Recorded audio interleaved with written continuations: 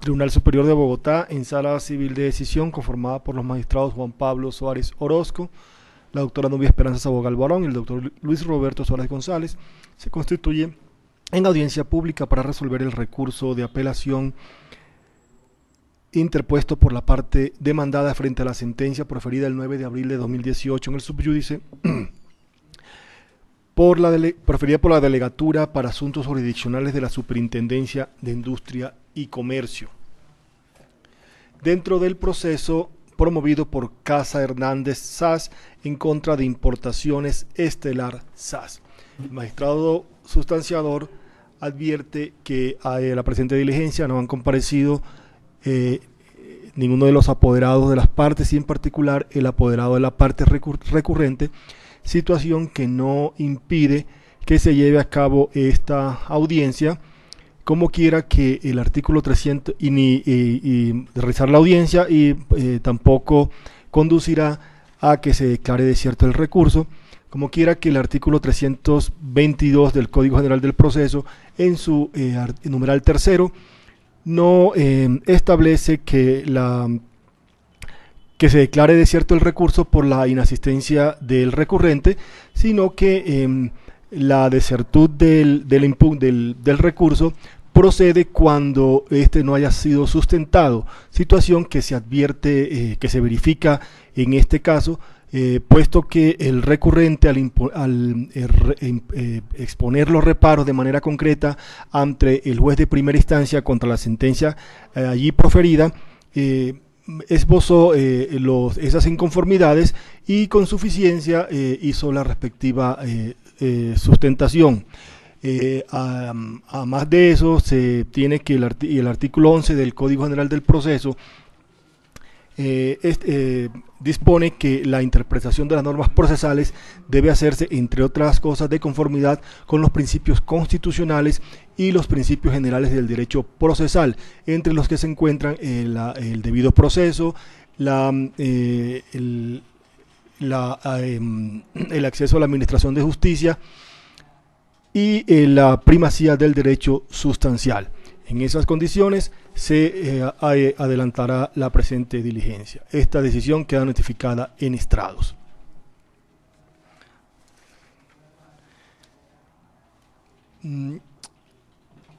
Seguidamente se procede a resolver el recurso, para lo cual se pone de manera previa de presente que esta sala, en reuniones anteriores a esta audiencia, tuvo la oportunidad de examinar el expediente y en particular analizar la demanda, su contestación, las pruebas allegadas a la encuadernación, la sentencia impugnada y los reparos que se formularon contra la sentencia de primera instancia, los que en esencia se concretan de la siguiente manera. Dijo el apelante contra la sentencia de primera instancia que accedió a las pretensiones. Primero, la instalación del piso se hizo de manera perfecta. Segundo, se presentaron las asesorías debidas. Tercero, se actuó de buena fe. Cuarto, el daño se presentó por la estructura de la casa. La plancha donde se soporta el piso no es la idónea para instalar cualquier tipo de piso. Quinto, no pudieron allegarse de otras pruebas porque no tenían acceso al predio. Es un área privada, dependiendo así de la inspección judicial, la que a su parecer era necesaria. Así las cosas, se procede a dictar la respectiva sentencia previa a las siguientes consideraciones. Con el propósito de dar solución a la alzada interpuesta, se hace necesario anotar que al encontrarse presentes los presupuestos procesales necesarios para adoptar una decisión de fondo y al no haber vicio con la entidad para invalidar lo rituado, esta sala se circunscribirá a examinar exclusivamente los motivos de desencuentro demarcados por la parte opugnante, acatando los lineamientos del inciso primero del canon 320 del Código General del Proceso. En el asunto bajo escrutinio, la controversia entre los aquí intervinientes se suscitó en el marco de la venta e instalación de 284 metros de piso WPC, 53 metros de guardas escobas, 73 metros de boceles y 17 metros de nariz, que debían ser colocados en las zonas de clases grupales y rumba del predio de la demandante. Sin embargo, la compradora aludió que al mes de su instalación el piso comenzó a desprenderse, partirse y separarse. Frente a lo sucedido, Importaciones Estelar SAS alegó que el piso vendido fue instalado debidamente, el cual fue recibido a satisfacción por la compradora y que las afectaciones del piso obedecieron a la presencia de fallas estructurales de la edificación. En ese contexto factual, y como quiera que la crítica enderezada contra la sentencia de primer grado stricto sensu no discutió la generación del nacimiento, míreme en señalar que, a tono con lo dispuesto en el artículo 16 de la Ley 1480 de 2011, comillas, el productor o vendedor se exonerará de la responsabilidad que se deriva de la garantía cuando demuestre que el efecto proviene de, primero, fuerza mayor o caso fortuito; segundo, el hecho de un tercero; tercero, el uso indebido del bien por parte del consumidor; y cuarto, que el consumidor no atendió las instrucciones de instalación, uso o mantenimiento indicadas en el manual del producto y en la garantía. El contenido del manual de instrucciones deberá estar acorde con la complejidad del producto. Esta causal no podrá ser alegada si no se ha suministrado manual de instrucciones de instalación, uso o mantenimiento en idioma castellano. Parágrafo. En todo caso, el productor o expendedor que alegue la causal de exoneración deberá demostrar el nexo causal entre esta y el defecto del bien. Se cierran comillas. En esta dirección, la Corte Suprema de Justicia de vieja data ha puntualizado que, comillas, relativamente a la distribución de la carga probatoria en la responsabilidad de esta especie, es oportuno destacar que incumbirá a la víctima probar el perjuicio que padeció, el carácter defectuoso del producto y la relación de causalidad entre este y aquel. Ha dicho la Corte Constitucional que, acreditado este extremo, corresponderá al empresario demostrar los hechos y circunstancias que lo eximan de responsabilidad y que, en su caso, conforme a las reglas legales y a las pautas jurisprudenciales, le permitan excluir la imputabilidad causal del hecho dañoso sufrido por aquella. Sentencia C 1141 de 2000, se cierran comillas. Esto es tomado de una parte de la sentencia de 30 de abril de 2009, expediente 1999-00-62901, proferida por la Sala de Casación Civil. De acuerdo con lo anterior y escrutado el acervo probatorio compilado en el subexámine, se concluye que la parte demandada no logró acreditar ninguna de las causales de exoneración de responsabilidad para enervar las pretensiones de la impulsora de esta contienda judicial. Al respecto, cabe precisar que el apelante aseguró que la avería del piso surgió por deficiencias de tipo estructural en la placa del inmueble y no por cuestiones de calidad y de instalación. No obstante, sus aserciones quedaron en el eco de su dicho, por cuanto en el plenario se echa de menos elemento de persuasión del cual pueda desprenderse la veracidad de sus apreciaciones. Es más, en el proceso de Marras tampoco milita prueba de que el deterioro denunciado se hubiera causado por fuerza mayor, caso fortuito, el hecho de un tercero, el uso indebido del bien por parte del consumidor o desatención a las instrucciones de uso dadas al comprador para su utilización. Ahora, si se analizan las imágenes que revelan los desperfectos objeto de litis, junto a las declaraciones de parte y el testimonio de William Rodríguez Abogal,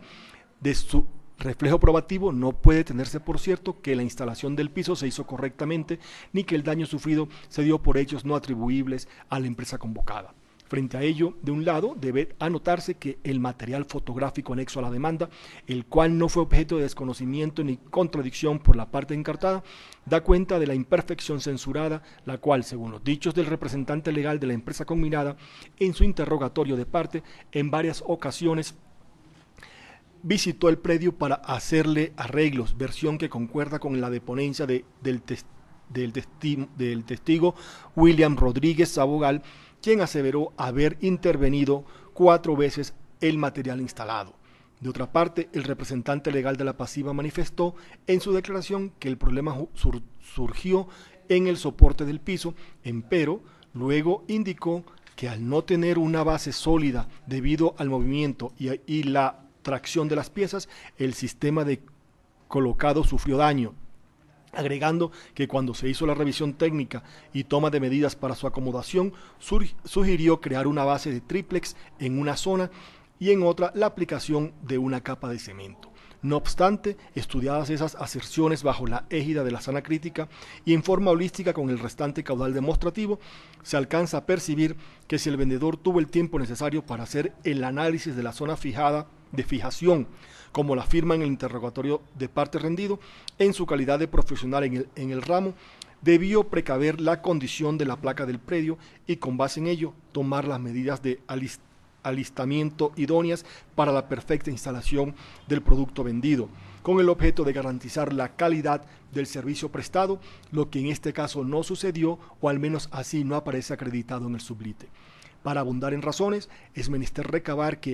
en que si desde el inicio del proceso de venta la sociedad enjuiciada tenía conocimiento de las características del lugar donde iba a implantarse el piso, así como de las actividades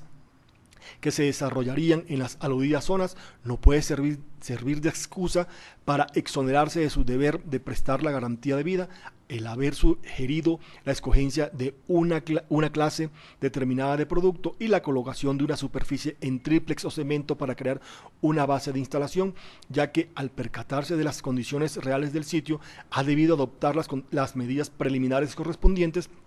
con el fin de asegurar la calidad tanto del bien ofrecido como del servicio prestado.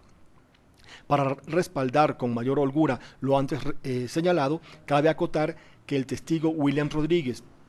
quien dijo laborar para la sociedad intimada, a pesar de expresar que el piso también estaba bien instalado y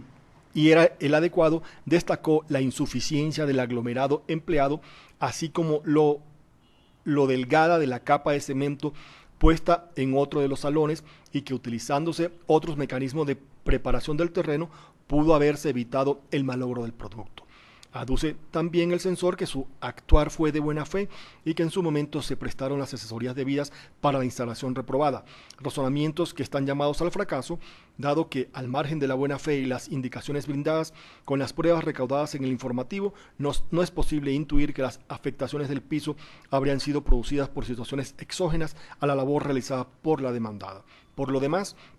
en cuanto a la imposibilidad del extremo encartado para llegar pruebas sobre la comprobación de sus defensas, particularmente lo atinente a la inspección judicial que le fue denegada en primera instancia, de la manera como lo indicó el ACUO, los hechos que se pretendían acreditar con dicha prueba pudieron haberse constatado mediante otros medios de persuasión, de ahí que frente a ese tópico no haya lugar a realizar reparo alguno, a lo cual se impone recabar que en que el responsable de atender con la carga demostrativa los hechos base de sus excepciones recaía sobre la demandada. Puestas así las cosas, se colige que ante el desamparo probativo en relación con la supuesta deficiencia estructural, el uso indebido por parte del comprador al piso instalado y en general la falta de demostración de alguna otra causal exonerativa de la responsabilidad endilgada por la actora, las discrepancias expresadas en torno a la sentencia de primer grado refulgen exiguas para entrar a derruir sus conclusiones, por lo que no se ha visto otro camino que la confirmatoria de la sentencia refutada, sin que haya lugar a la imposición de condena en costas por no aparecer causada, de conformidad con lo dispuesto en el artículo 365 del Código General del Proceso. En mérito de lo expuesto, el Tribunal Superior del Distrito Judicial de Bogotá, en Sala Civil de Decisión, administrando justicia en nombre de la República de Colombia y por autoridad de la ley, resuelve, primero, confirmar el fallo emitido el 9 de abril de 2018 en el subyúdice por la Delegatura para Asuntos Jurisdiccionales de la Superintendencia de Industria y Comercio, según lo expresado en el cuerpo motivo de esta providencia. Segundo, sin condena en costas de esta instancia. Tercero, devolver el expediente a la delegatura de origen. Esta decisión queda notificada en estrados. Agotado el objeto de la presente diligencia, se da por terminada, se levantará el acta correspondiente en constancia de su celebración, la que deberá ser suscrita por los magistrados concurrentes a esta diligencia. Todo de conformidad con el artículo 107 del Código General del Proceso.